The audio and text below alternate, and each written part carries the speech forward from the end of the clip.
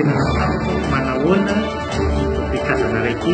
noho ny fivavahany toetrandro mahatonga hitantsika nefa tao anatin'ny farafahavolana oktobra sy voalohan'ny novambra ity dia misy orana mandritra ny teloandro dimy andro sesa any ambanivohitra dia ratiraty indray zany efa tarana velom-bolo daholo na tamsasy le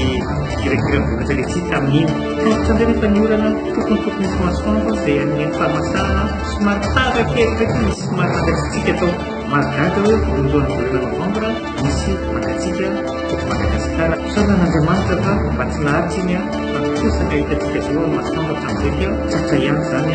ny fahatsara-bokatra fitompia ny gabaria zany ny 30 cm dia tsatratsara misy nasa-panondrana anomoka anao ese famotoana amin'ity hiaraka amin'ny poliza zany dia anondrana any Afrika atsiny zany anondrana dia amizay manao